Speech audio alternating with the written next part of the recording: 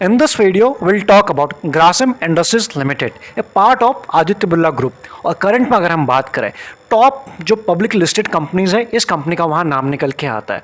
So I am sure आप में से कई सारे लोग इस कंपनी के बारे में जानते होंगे, इसके बिजनेस को जानते होंगे। So first will understand company business model के important ratios and definitely will cover company fundamental also कि कितने मजबूत हैं और कितने वीक हैं। And after this at last will discuss about levels and target along with the chart कि आगे की यहाँ से प्रिडिक्शन बनते हुए दिखाई पड़ रही है। So let's understand company business model first. Grasim जो इंडस्ट्री लिमिटेड है, ये एक आदित्य बिरला कंपनी से बिलोंग करते हैं, ये आप समझ गए।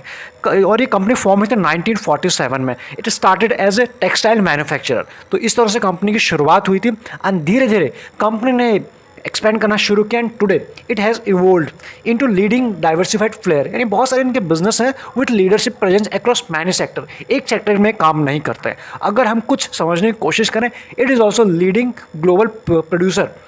किस किस में प्रोड्यूसर है, मतलब क्या किस कंपनी मैन्युफैक्चर करती है, प्रोड्यूस करती है, ज़रा ध्यान दीजिएगा। ऑफ एक है, फर्स्ट है विस्कॉस स्टेबल फाइबर। दूसरा जो निकल के आता है केमिकल है। एंड थर्ड जो है linen and insulators player in India. ये है कुछ कंपनी के, ये जहाँ पे इसकी लीडरशिप है as of now in global level की अगर हम बात करें।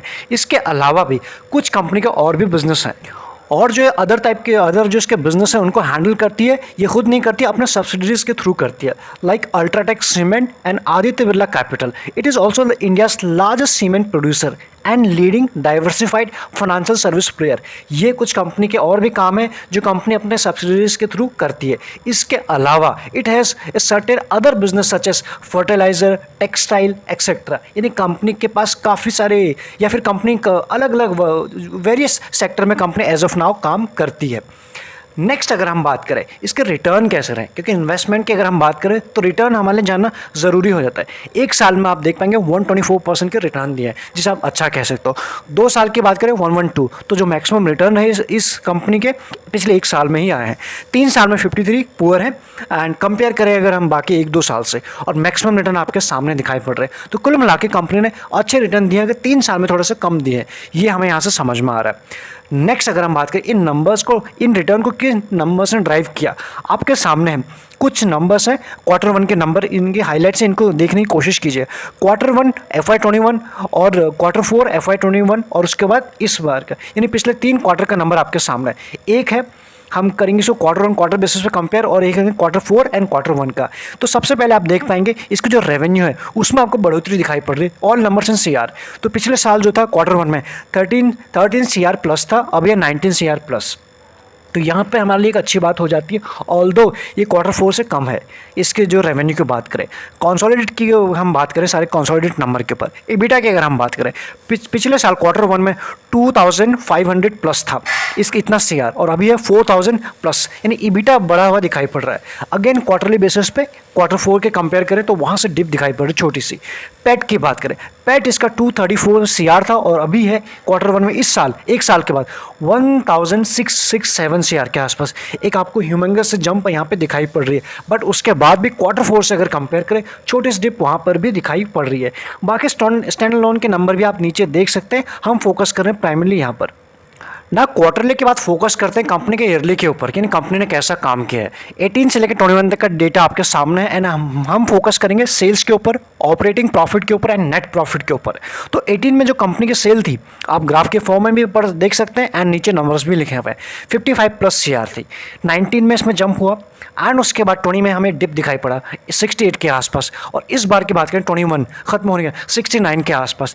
तो जो 19 में जो सेल थी अभी वहाँ तक नहीं पहुँचे, वहाँ पे हमें डिप दिखाई पड़ रही है। लेकिन यहाँ से आने वाले क्वार्टर्स में, आने वाले ईयर में इसके ऊपर नजर रहने ज़रूरी है। तो कुल मिला के कंपनी की सेल नेगेटिव में नहीं है, बहुत बड़ी डिप नहीं दिखाई पड़ी। हाँ, ज़रूर एक डिप दिखाई पड़ रही है अगर हम पिछले 1-2 साल से कंपेयर करें, पिछले 4 साल की बात करें, स्पेशली 19 से। उसके बाद अगर हम फोकस करें ऑपरेटिंग प्रॉफिट के ऊपर, ये 11 CR प्लस था, 11,000 प्लस। और उसके बाद अगर हम बात करें तो अभी हमें दिखाई पड़ा 12 के आसपास। बीच में कुछ 16 प्लस गया था 19 में, फिर 10 हुआ एंड वापस से इस साल कुछ उसमें हमें इंप्रूवमेंट होते हुए दिखाई पड़ रहा है। नेक्स्ट अगर हम बात करें नेट प्रॉफिट, इसमें भी आप देख पाएंगे 18 में था 2679, उसके बाद अभी अगर हम बात करें 4305 के आसपास, यानी यहाँ से नेट प्रॉफिट्स का बढ़ता हुआ हमें दिखाई पड़ रहा है, जो हमारे एक पॉजिटिव बात यहाँ से हो जाती है।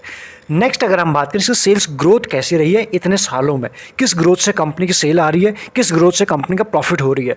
आप यहाँ देख पाएंगे 5 साल में 10+ और 3 साल में -3 और 1 साल की बात करें -22। तो कुल मिलाकर कोविड का जो इम्पैक्ट है साफ साफ उसका इम्पैक्ट हमें यहाँ दिखाई पड़ रहा है और रिकवरी एज ऑफ नाउ दिखाई नहीं पड़ रही है इस नंबर के फॉर्म में।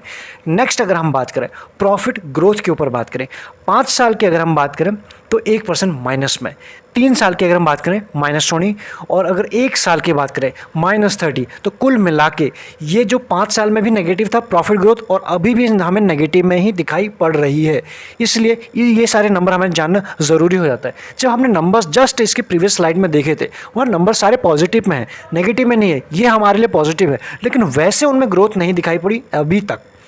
नेक्स्ट अगर हम बात करें इसके ROE और ROC, तो जिस तरह से सेल्स नहीं आई है तो डेफिनेटली सेल्स किसी भी कंपनी के लिए किसी भी बिजनेस में सबसे ज़्यादा इंपॉर्टेंट होता है। अगर वो पॉजिटिव में है तो सारे नंबर अपने आप चेंज हो जाएंगे पॉजिटिव वे में, अदरवाइज आप जानते फिर चाहे कितनी ही प्रमोशन कर लो, कितनी ही पब्लिसिटी कर लो और बाकी सारे नंबर्स वैसे ही रह जाएंगे।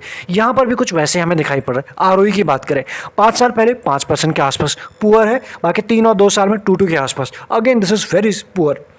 नेक्स्ट अगर हम बात करें ROC के ऊपर 6% था 5 साल पहले और अभी क्या हम बात करें 3 के आसपास। तो कुल मिलाकर इसके ROE ROC sales growth profit growth poor दिखाई पड़ रहे हैं काफ़ी। नेक्स्ट बात करें इसके डेट कितना है, 0.10 के आसपास है, कम डेट है, ये हमारे लिए एक अच्छी बात हो जाती है। एंड कंपनी के पास डेट एग्जैक्टली कितना है आप यहाँ देख पाएंगे 4163 का डेट है एंड कैश कितना है 132 के आसपास। तो यहाँ से कैश कम है, डेट है तो सही पर उतना नहीं, इस जैसी कंपनी के लिए उतना ही डेट होगा नहीं ज़्यादा। नेक्स्ट बात करते हैं इसके शेयर होल्डिंग पैटर्न के ऊपर। शेयर होल्डिंग पैटर्न को हम देखें कंपनी के पास डेट कम है प्लस 0 है, ये हमारे लिए एक दूसरी बात अच्छी हो जाती है कि कंपनी की प्लेजिंग 0 है, एज ऑफ नाउ प्रमोटर ने प्लेजिंग नहीं कर रखी है। शेयर होल्डिंग पैटर्न के ऊपर ध्यान दें, प्रमोटर के पास है 40+ सितंबर में थे, अभी कितना है 42+, तो कुछ उन्होंने ही यहाँ पे एड ऑन किए हैं, ये हमें समझ में आ रहा है। और कब किए, हर क्वार्टर पर धीरे धीरे इन्होंने करते आ रहे हैं, हर क्वार्टर में धीरे धीरे करके। FIs की बात करें 12+ था, 15 हो चुका है जून क्वार्टर में। तो कौन अपनी होल्डिंग बढ़ा रहा है आप यहाँ देख पाएंगे, पहले प्रमोटर और दूसरे FIs। DIs की बात करें 20+ से था, अभी हो चुका है 16 के आसपास। तो इन्होंने 5% के आसपास बेचा और धीरे से चुपचाप से खरीद लिया गया FIs के थ्रू, प्रमोटर के थ्रू, और उसके बाद पब्लिक के पास भी 26+ है। तो सभी का इंटरेस्ट इस कंपनी में बना हुआ है।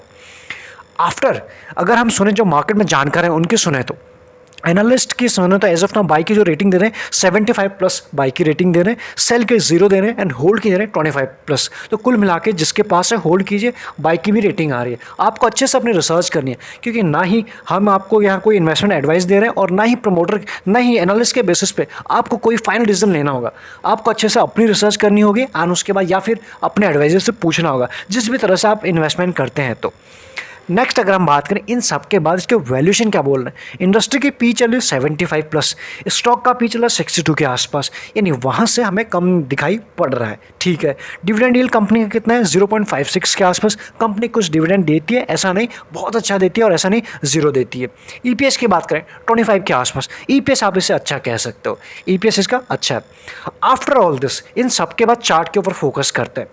वीकली का चार्ट आपके सामने लगा है, चार्ट को हम डिस्कस करें। अगर अभी तक आप प्राइवेट चैनल का पार्ट नहीं बने, डिस्क्रिप्शन में आपको लिंक्स मिल जाएंगे, प्रोसेस मिल जाएगा, प्राइवेट चैनल जो प्राइवेट चैनल का है वो सब कुछ मिल जाएगा, प्लस जो टेलीग्राम का लिंक है ओपन है सभी के लिए, उसका भी लिंक आपको मिल जाएगा। अदरवाइज एक्स्ट्रा लर्निंग के लिए आप ज्वाइन बटन भी कंसिडर कर सकते हो, वो आपको चैनल पर मिल जाएगा। एग्जिट करने से पहले वीडियो को एक बार चेकआउट जरूर कर लीजिएगा। यहाँ पर हमें वीकली पे क्या समझ में आ रहा है, सबसे पहले इसका बिहेवियर समझने की कोशिश करते हैं।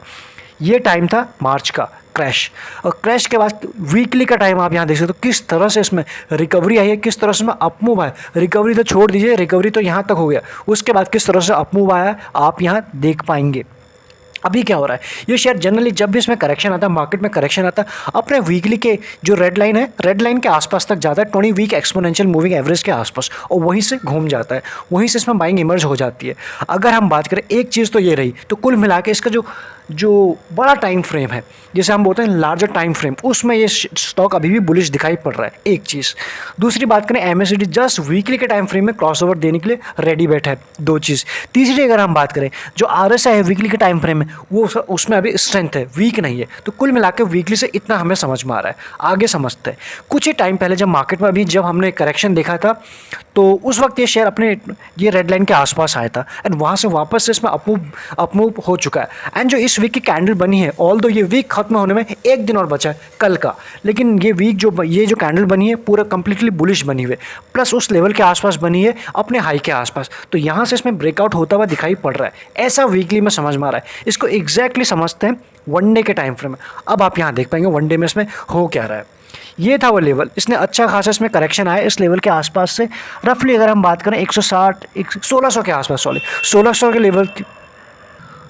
के लेवल से ये शेयर हमको दिखाई पड़ा था। ऑलमोस्ट रफली बात करें 1400 या 1430 के आसपास तक आया था कुछ टाइम पहले का, यहाँ पे आप देख सकते हो। उसके बाद में वापस से अच्छा अपमूव आया एंड उसके बाद कुछ दिनों पहले ये उस ब्रेक को नहीं, इस अपने रेजिस्टेंस को ब्रेक नहीं कर पाया था, जो हमें दिखाई पड़ा 1600 के आसपास।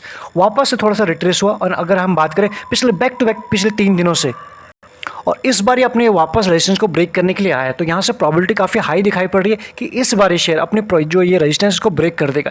इसलिए यहाँ से हमारे प्राइम फोकस पे ये शेयर हमारा डेफिनेटली यहाँ से होना चाहिए। इसका जो रेजिस्टेंस दिखाई पड़ा 1600 के आसपास, जैसे ये शेयर 1600 1620 के आसपास इस लेवल को ब्रेक करता है, इसके ऊपर सस्टेन होता है, तो डेफिनेटली यहाँ से इसमें फ्रेश बाइंग की जा सकती है। तो यहाँ से 3 केस निकल के आता है। जिनके पास है वो क्या करे, आपको कुछ नहीं करना है। बड़ा ही अच्छा शेयर हमें दिखाई पड़ रहा है एज ऑफ फंडामेंटल उतने स्ट्रॉन्ग नहीं है, लेकिन चार्ट पे स्ट्रॉन्ग दिखाई पड़ रहा है एज ऑफ नाउ। तो वहाँ से इसमें कुछ और भी अपमूव हमें दिखाई पड़ सकता है कमिंग डेज में, तो इसे तो बस आपको एंजॉय करना है। सेकंड, फ्रेश बाइंग और एवरेजिंग के लिए आपके जस्ट ये लेवल आपके सामने है कि जैसे ये 1600 के ऊपर सस्टेन होना शुरू होता है, 1600 के ऊपर जब भी ये जाता है, कल ब्रेक करता है, फिर मंडे ब्रेक करता है, तब आप इसमें फ्रेश बाइंग कर सकते हैं, एवरेजिंग कर सकते हैं। अभी भी इसमें काफ़ी अच्छे इसमें हम रिटर्न देख सकते हैं, या फिर ये दे सकते हैं शॉर्ट रन में भी। वीकली में भी स्ट्रॉन्ग है, डेली में भी यहाँ ब्रेकआउट की तैयारी बनी हुई है, इसलिए हमारे प्राइम फोकस पे होना चाहिए। मैक्सिमम चीज़ें हमने कवर करने की इसमें कोशिश की। इसके बाद भी अगर आपके कुछ डाउट्स रह गए, आप हमें पूछ सकते हैं कमेंट के थ्रू। बाकी एक वीडियो बनाने में थोड़ा मेहनत ज़रूर लगती है। अगर आपको वीडियो ठीक लगता है तो सब्सक्राइब करे बिना, लाइक करे बिना बिल्कुल नहीं जाइए। एक्स्ट्रा लर्निंग के लिए आप ज्वाइन बटन भी कंसीडर कर सकते हैं, वो आपको चैनल पर मिल जाएगा। इस वीडियो में इतना ही। Thank you so much.